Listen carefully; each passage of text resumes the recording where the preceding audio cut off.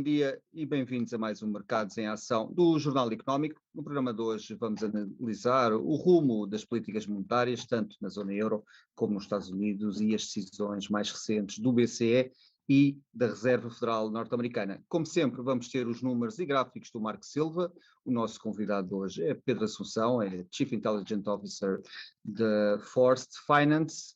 Pedro, obrigado por teres aceitado o nosso convite. Obrigado eu pelo convite. Obrigado. Vamos aqui começar precisamente pela zona euro, Pedro. Houve novas subidas das taxas de juros do BCE no final do ano, vai haver nova reunião em breve. Qual é que é a tua previsão aqui para os aumentos das subidas das taxas de juros? Vão aumentar até quando? E quando é que poderá haver aqui o tal aumento do pivot do BCE? A nossa ideia é que as taxas de juros vão continuar a aumentar ainda durante as próximas reuniões. Muito possivelmente agora nesta reunião de fevereiro será um aumento de 0,5% e, portanto, trará as taxas para 2,5%. E depois, a seguir a isso, acredito que pelo menos mais um aumento de 0,5% haverá. E nos 3% admito que possa haver aqui alguma pausa ou eventualmente o ritmo baixar outra vez para 0,25%. Portanto, ou estamos com as contas mais ou menos arrumadas na reunião de março, ou eventualmente ainda depois temos aumentos de 0,25 mais espaçados ao longo de 2023. Portanto, eu diria que as taxas vão acabar entre os 3% e os 3,5% durante este ano de 2023. Mas isso não será ainda um valor inferior àquele? Aliás, é um valor inferior àquele que foi atingido quando nós, antes, por exemplo, da crise financeira de 2011, será então os 3,5% o novo normal da política monetária na Europa, tendo em conta que nos Estados Unidos será superior a isso? A ideia de subida de taxas na política monetária é provocar um abrandamento económico e, portanto, através do abrandamento económico, conseguir controlar o crescimento da inflação. Isso é mais do que evidente. Todos os bancos centrais podem tentar mascarar isto minimamente, dizendo que não querem, obviamente, provocar uma recessão, etc., mas o objetivo da subida de taxas é abrandar a economia para que as taxas de inflação depois comecem a descer. E eu acho que isso, no caso da Europa, já está a ser conseguido, não é? Portanto, o aumento de taxas já está a ter algum impacto em termos de crescimento económico. Não nos podemos esquecer que a política monetária não tem o efeito instantâneo sobre a economia, tem um efeito sempre ao retardador. E, portanto, esse efeito, o que estamos a ressentir agora ainda é muito do início deste período de subida de taxas, e os bancos centrais também sabem disto e vão medir esse progresso. Por isso é que eu digo que a probabilidade de acabar aos 3%, não, de haver ali uma pausa aos 3% e eventualmente a partir daí os aumentos serem um pouco mais medidos, é um bocadinho isso de tentar ver qual é a reação da economia a este nível de taxas de juros. Então, eu diria que nesta fase não espero que se atinjam picos anteriores de taxas de juros mais elevadas, quer na zona euro, quer mesmo nos Estados Unidos. Pedro, temos que aqui que a redução de compras por parte do BCE, da dívida soberana, venha a ter impactos para Portugal, como tens visto, as taxas de juros têm vindo a subir, e agora com o programa do BCE a abrandar, esta é uma possibilidade, voltarmos aqui um pouco ao ritmo de 2010, 2011, com o aumento da subida das taxas de juros? O aumento de subida de taxas de juros do yield da dívida pública portuguesa tem sido em linha com o que se tem passado na maioria dos outros países da zona euro. Portanto, não há propriamente uma penalização a Portugal nesta fase do ciclo económico. Há outros países que têm sido mais penalizados, a Itália é obviamente o caso mais evidente e se calhar também aquele mais preocupante, mas no caso de Portugal eu acho que isso não acontece. Portanto, aquilo que tem estado a acontecer é uma subida dos yields de longo prazo, porque há um movimento para cima de toda a curva de rendimentos nas obrigações da zona euro, impulsionada pela subida de taxas do próprio Banco Central Europeu. Isso não tenho grande dúvida. Agora, o facto de termos vivido durante vários anos com um interveniente no mercado, que é o Banco Central Europeu, que tinha uma agenda que não é exatamente a mesma agenda dos participantes privados, não é? Das instituições financeiras, os gestores de ativos, etc. Esse esse participante está a retirar-se do mercado. Neste momento é pouco participante nesse mercado e vai ser cada vez menos à medida que for deixando a sua carteira de obrigações chegar à maturidade. E, portanto, eu acho que isso vai seguramente trazer uma situação de comportamento de mercado bastante mais livre e onde, eventualmente, pode haver alguns ajustamentos a fazer, nomeadamente ajustamentos que reflitam o risco que cada emitente tem, que cada país tem na emissão da sua dívida pública. Nesse campo, eu acho que Portugal, neste momento, não é dos países mais arriscados, claramente, mas isso pode trazer algumas complicações para a zona euro como um todo, à medida que os mercados ficarem livres de escolher entre determinados instrumentos e começarem a penalizar aqueles mais arriscados. Já teve a acontecer durante 2022, eu acho que eventualmente pode, de certa forma, agravar-se à medida que o Banco Central Europeu se for retirando do mercado. Pedro, mas acho que isso será execuível, tendo em conta que, apesar das taxas de juros terem subido, o certo é que o estoque de dívida ainda está maioritariamente com taxas de juros muito baixas. Portanto, agora quando se for vencendo nas maturidades e emitindo nova dívida, aí é que os custos e a dor vai começar a ser sentida, provavelmente só daqui a 2, 3 anos, nos orçamentos estatais. E o certo é que, estando nós para 2023, na zona euro, por exemplo, à espera de uma recessão, isso irá tudo ter também um peso naquele rácio que é o mais importante do PIB da dívida versus PIB. Haverá aqui algum ponto em que começará de novo a haver o forcing para o Banco Central intervir de novo no mercado? Acho que é perfeitamente possível que venha a haver esse forcing e essa pressão. Aliás, uma das decisões, das várias decisões de política monetária durante o ano passado, foi precisamente criar aquele mecanismo de estabilização para evitar que os spreads entre os diferentes emitentes da zona euro alargassem demasiado em determinadas situações de stress dos mercados. E, portanto, acho que isso é perfeitamente natural que venha a acontecer durante 2023 ou eventualmente durante 2024, à medida que, de facto, esta subida de taxas de juros venha a ter algum impacto sobre as contas de cada um dos diferentes governos ou de cada um dos diferentes países. Isto não quer dizer que o Banco Central Europeu não tenha mesmo que percorrer este caminho de se retirar dos mercados, não é?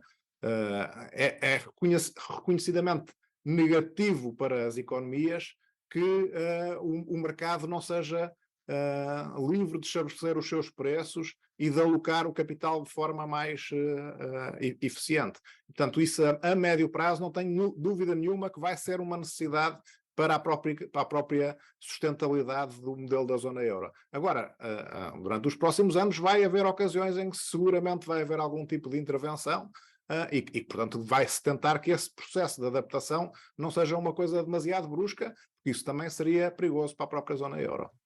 Obrigado, Pedro. Vamos agora para um breve intervalo e regressamos já.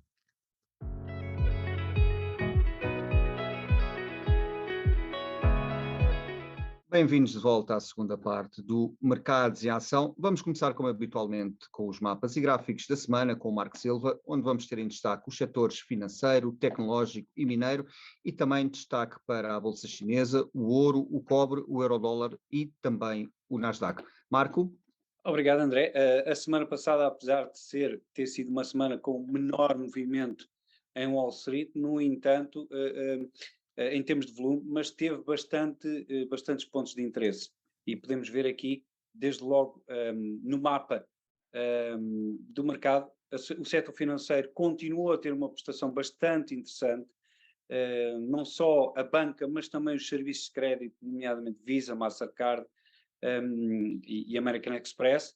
De resto, aqui um destaque para as tecnológicas, porque nem todas tiveram o mesmo comportamento. Aliás, pode-se dizer que, com exceção da Amazon, os grandes players tiveram uma correção, enquanto os pequenos players, como a Nvidia, a Oracle, a Texas Instruments, por exemplo, ou a Qualcomm, tiveram valorizações. Portanto, houve aqui alguma rotação de capital naqueles players que tiveram menos correção durante 2022, para aqueles que tiveram mais. Portanto, aqui alguma rotação de capital neste início de ano, o que é muito significativo, tendo em conta o que se diz das primeiras 2, 3 semanas de cada ano. Em relação ao mercado no resto do mundo, destaque aqui para a Bolsa Chinesa, a Alibaba com mais de 20% de evolução a semana passada, de JD.com, Baidu, portanto houve aqui um regresso em força ao mercado chinês, com perspectivas de reabertura também da economia, não obstante o impacto que a pandemia de Covid continua a ter no país asiático. Depois, de resto, em relação aos grandes mercados, os mercados desenvolvidos comportaram-se de forma mais positiva que Wall Street e a Europa também. De resto, as mineiras, nomeadamente o ouro, teve um comportamento bastante positivo, derivado da valorização do metal precioso. Em relação aos gráficos, começamos exatamente pelo ouro.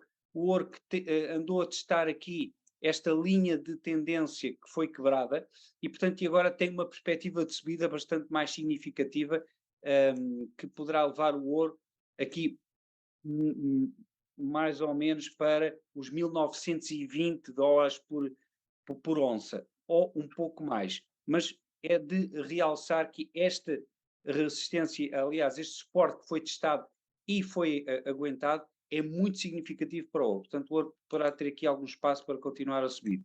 O euro-dólar, que está, ou tem estado a testar esta linha de tendência a laranja, portanto, hoje, aliás, esta semana parece que quer quebrá-la, mas a semana passada isso já aconteceu e essa quebra foi anulada, portanto pode ser um fake breakout.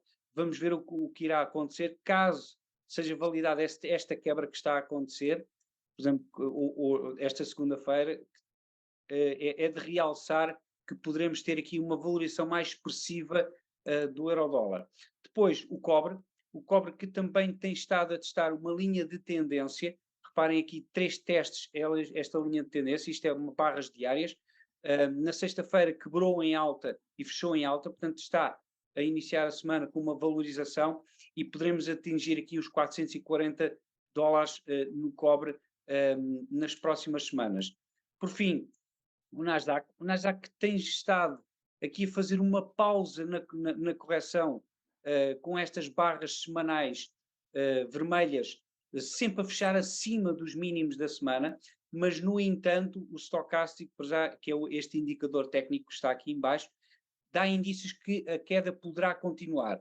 Só quando a linha azul virar para cima é que estará aqui alguma perspectiva positiva para o mercado tecnológico, e não só, obviamente, que o S&P 500 não deverá fugir muito a isto, mas para já o mercado norte-americano está aqui num limbo entre continuar a correção ou então registar aqui uma valorização ou uma melhoria, pelo menos, do sentimento nas próximas semanas. E é tudo, André. Obrigado, Marco. Pedro, há pouco falámos do BCE e também queria perguntar para a questão dos Estados Unidos, a Reserva Federal Norte-Americana. Muitos têm falado, os analistas, que Jerome Powell está a fazer um pouco de bluff e que eventualmente assim que vir a economia a abrandar significativamente e o desemprego aliás a aumentar, que poderá tomar aqui uma decisão de abrandar significativamente a subida das taxas de juros ou até eventualmente de mudar o rumo da política monetária, e queria perguntar como é que olhas para os próximos meses em termos de decisões da Reserva Federal Norte-Americana. Tal como no BCE, eu estou convencido que as taxas vão continuar a subir nos Estados Unidos, pelo menos mais durante 2 reuniões. Agora, se essa subida vai ser de apenas 0,5%, separada entre 2 aumentos de 0,25%, ou se vai haver um aumento de 0,5% e depois outro de 0,25% a seguir, ainda é um bocadinho difícil de dizer. A semana passada foram divulgadas as atas da última reunião do FED, e uma das coisas interessantes que surgiram, que como sabemos, na última reunião do FED, além da subida de taxas de 0,5%, os membros do comitê acabaram por rever a sua estimativa de nível a que as taxas de juros vão estar no final de 2023 para 5,25%, a taxa máxima do intervalo nos 5,25%. Isso é uma opinião praticamente unânime que as taxas vão estar acima dos 5%. E, portanto, há aqui uma leitura dos membros do comitê, não é só do Jerome Powell, é de praticamente todos os membros do comitê, que as taxas de juros vão subir mais do que aquilo que o mercado está a considerar nesta altura. E uma das razões porque essa estimativa foi revista na última reunião foi porque os membros do Fed consideraram que as situações as condições monetárias ficaram mais brandas durante os últimos meses e, em parte, isso tem a ver com a desvalorização do dólar contra o resto das moedas e, concretamente, contra o euro e com a subida dos mercados de capitais. Toda a subida de ações e a perda de valor do dólar é vista como um fator que pode levar, por parte dos próprios membros do Fed, um fator que pode levar o Fed a continuar a subir taxas para além daquilo que era eventualmente esperado pelo resto dos mercados. Portanto, eu acho que ainda continua a haver um risco relativamente grande de subida de taxas e do mercado ter que se adaptar a um nível de taxas mais elevado do que aquilo que está a considerar nesta fase. O que não seria propriamente positivo. Pedro, aliás, a semana passada, vários membros do Fed tiveram uma retórica bastante mais hawkish do que aquilo que era normal.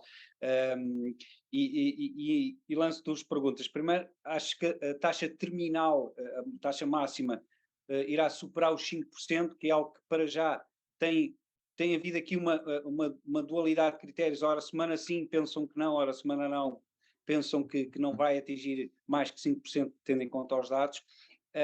E a outra é como é que se gera esta situação de que é óbvio que a subida dos mercados tem um efeito positivo na economia. Aliás, nos Estados Unidos isso é premente, não só nas empresas, mas especialmente também nas famílias, tem uma grande parte do seu rendimento no mercado de capitais, mas ao mesmo tempo tenta-se restringir para que não haja realmente essa tendência de começar a haver mais investimento. Se houver mais investimento, vai haver mais crescimento, vai haver mais pressões inflacionistas.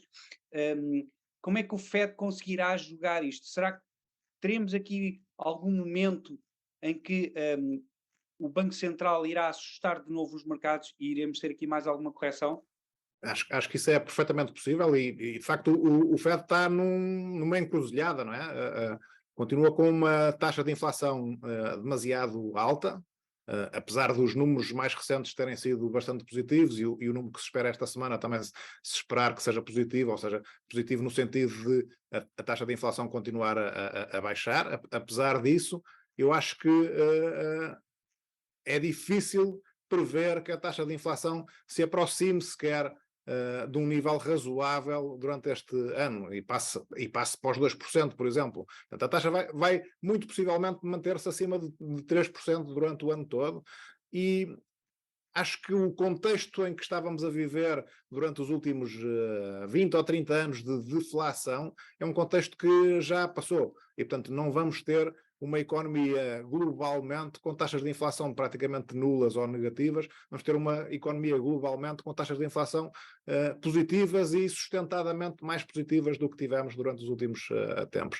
E, portanto, isto faz com que este papel de política monetária muito expansionista, esta capacidade que a política monetária teve de ser muito expansionista durante os últimos anos, também tenha acabado. E, portanto, o Fed vai continuar a manter taxas de juros relativamente elevadas, muito mais elevadas do que aquilo que nós temos estado habituados nos últimos anos, porque a inflação vai continuar a ser uma ameaça. Os números, a descida que estamos a ver dessa inflação é uma normalização de um pico anormal, mas a seguir a isso tenho dúvidas que a taxa de inflação volte para baixo dos 2%, como estávamos habituados. E, portanto, isso não deixa grandes margens de manobra, nem ao Fed, nem ao BCE, de ter taxas de juros próximas do zero nesta fase.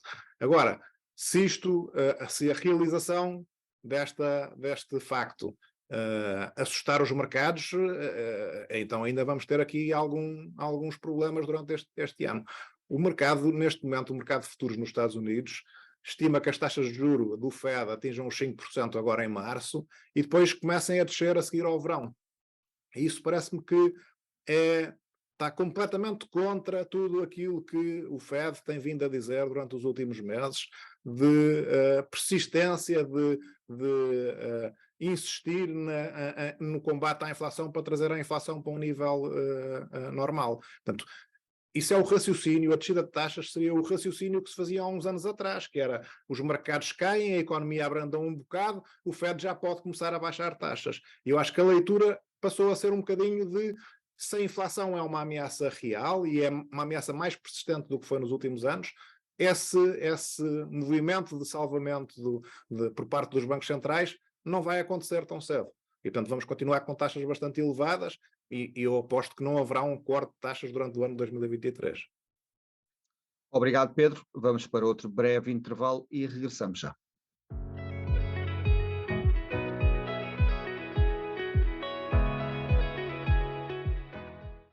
Bem-vindos de volta à terceira e última parte do Mercados em Ação. Como habitualmente, vamos começar pelo número da semana, que refere-se às emissões de dívida na primeira semana de 2023, que atingiram os 150 mil milhões de dólares, e estamos a falar tanto de dívida empresarial como de dívida pública. Portugal também contribuiu para este montante, colocando 3 mil milhões de euros numa emissão sindicada de obrigações a 15 anos, com uma taxa de juro de 3,6%. Em todo o mundo, o destaque, por exemplo, para Hong Kong, que realizou a sua primeira emissão de dívida de sempre, quase 6 mil milhões de dólares, enquanto o Credit Suisse também emitiu obrigações em dólares e libras.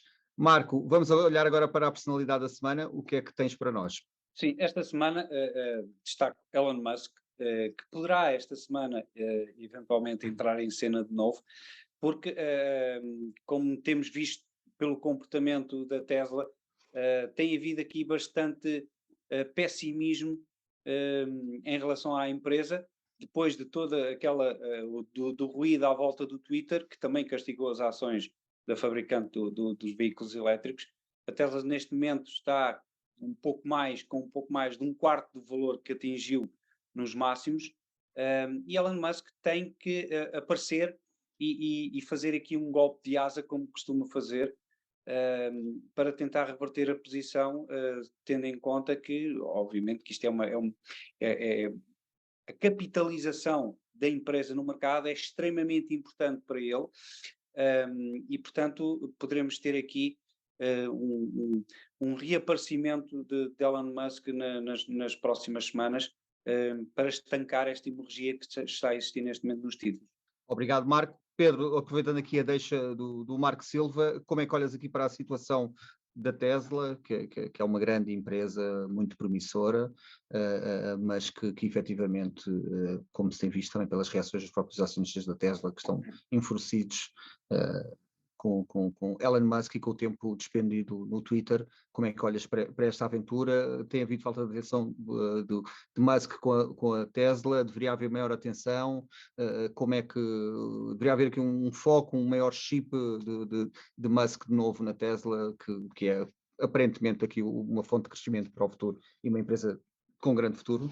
Claramente, não é? Acho que estas distrações em que o Elon Musk se envolve periodicamente são prejudiciais para o negócio da Tesla, são prejudiciais se calhar não tanto para o negócio, mas para a cotação da Tesla são bastante prejudiciais, e portanto seria bom que ele estivesse concentrado no seu negócio. Eu pessoalmente prefiro CEOs das empresas que tenham um papel mais operacional e menos mediático do que o Elon Musk tem. Não quer dizer que ele não tenha, obviamente, também que o seu papel mediático não tenha um efeito brutal sobre as cotações da empresa e mesmo sobre a notoriedade que a marca tem e que depois lhe acaba por dar cota de mercado também.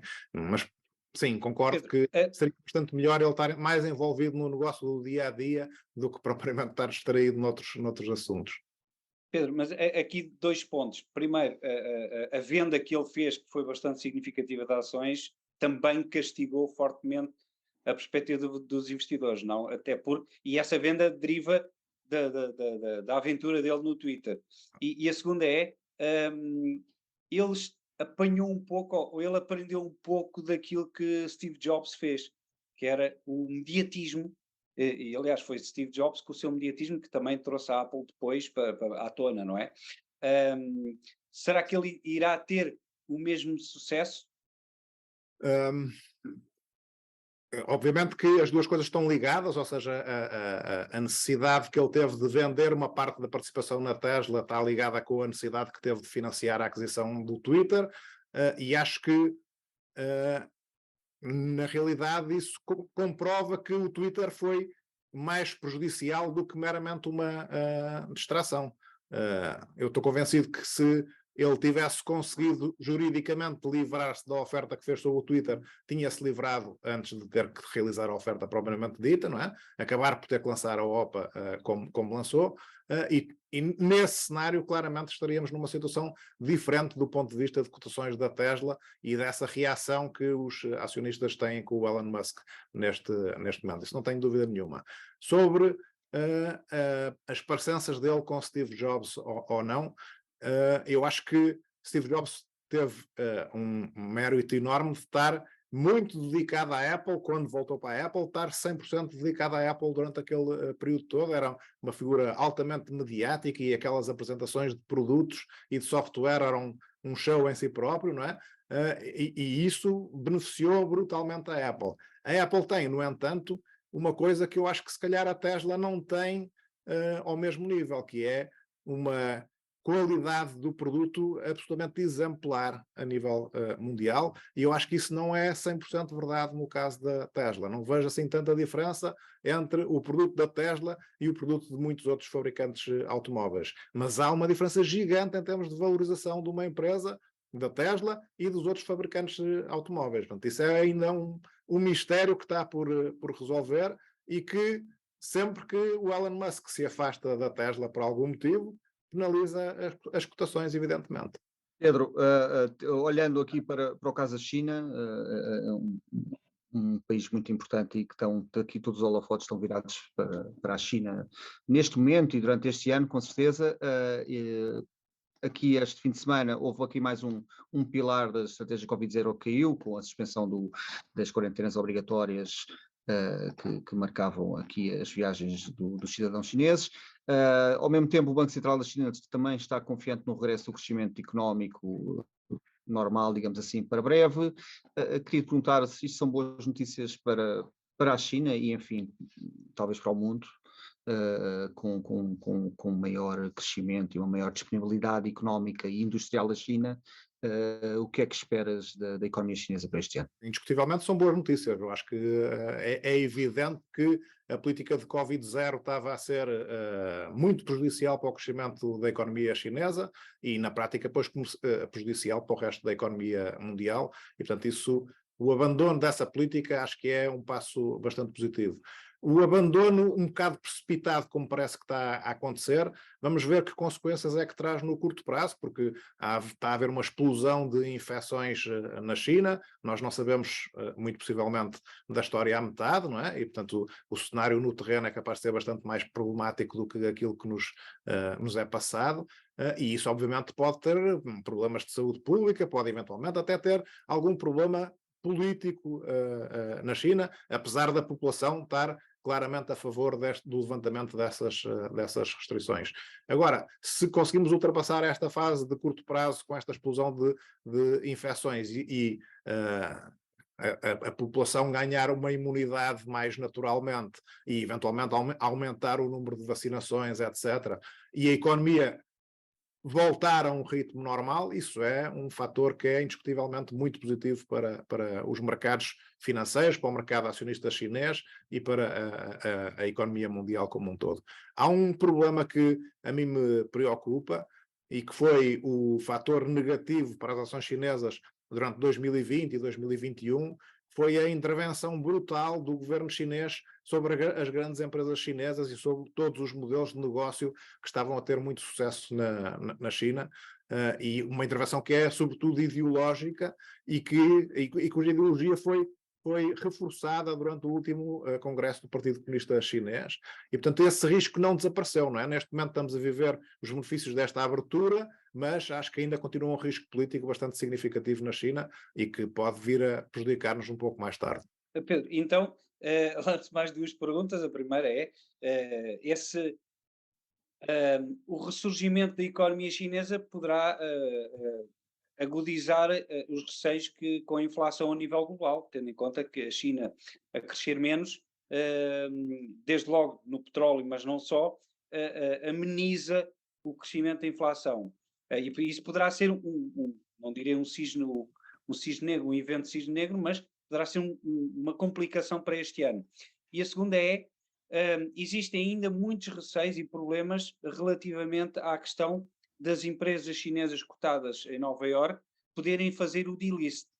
Esse também é um risco que está presente no mercado e que poderá levar aqui a um susto ou uma correção ou um evento, que eu acho que ainda falta um evento disruptivo para levar o mercado para baixo. E isto também, pronto, é uma terceira pergunta para resposta rápida. Se achas que já atingimos aquele ponto do medo que é quase sempre necessário para termos um fundo nos mercados? Se calhar começando pela parte das matérias-primas, obviamente, quer dizer, se a economia chinesa começar a recuperar, isso vai gerar alguma recuperação nos preços das matérias-primas, e aí, sobretudo nas matérias-primas industriais, eu acho que isso vai ser bastante mais visível, e sobretudo nos metais industriais. Na parte da energia, não vejo como um impacto tão grande, porque temos todo o resto do mundo a abrandar em contraciclo, e portanto as coisas podem compensar-se minimamente. Agora, a China é muito maior consumidor desses metais industriais do que o resto do mundo, e portanto, desse ponto de vista, acho que reforça um bocadinho o argumento para metais industriais. Esse é um dos pontos. O outro ponto é se isto seria um fator negativo outra vez para a inflação. Tem dois lados, não é? Se de facto pressiona o preço das matérias-primas para a subida. Por outro lado, a China é uma fábrica de muita coisa em todo o mundo, e o facto de essa economia, essa fábrica ter estado parada durante vários meses por causa das intervenções de Covid, os confinamentos, etc., também gerou estas perturbações nas cadeias de abastecimento e gerou, na prática, um aumento de preço. E, portanto, acho que uma coisa tem o potencial para compensar a outra, e acho que não vai haver uma surpresa na inflação vinda da China. A terceira pergunta, sobre um evento que cause um momento de pânico que possa ser o fundo do mercado. Eu concordo que não houve, não é? Portanto, não estamos até agora, a descida dos mercados durante o ano 2022 foi relativamente ordeira. Nós passamos fases em 2008 com quedas de 4, 5% por dia, em que já parecia que era um dia relativamente normal, e isso nunca aconteceu durante este ano todo. E nunca houve um pico grande de volatilidade como houve em 2008, ou como houve durante a pandemia, por exemplo, e portanto tudo isso pareceu uma queda relativamente ordeira. E portanto não houve ainda esse elemento de pânico. Parece-me que já ultrapassámos um bocado esse momento em que podia haver um elemento de pânico. E acho que um mercado não precisa de um momento de pânico para encontrar o fundo e para começar a recuperar. Também não estou a dizer que já encontramos o fundo. Eu acho que ainda vamos ter muitos problemas ou muitas dificuldades para superar ao longo pelo menos o primeiro trimestre de 2023. Mas a seguir a isso, acho que as coisas estão claramente melhores. E, portanto, não precisamos, eventualmente, de ter esse momento de pânico, de aparecer uma baleia branca a flutuar para os mercados encontrarem o fundo. Não sou assim tão sanguinário como isso. Pedro, obrigado por ter aceitado o nosso convite. Até uma próxima oportunidade. Obrigado, eu. Marco, vemos para a semana. Até para a semana. Veja este e outros programas no site e nas redes sociais do Jornal Económico. Ouça também a versão em podcast nas principais plataformas. Chegamos ao fim de mais um Mercados em Ação. Boa semana e bons negócios.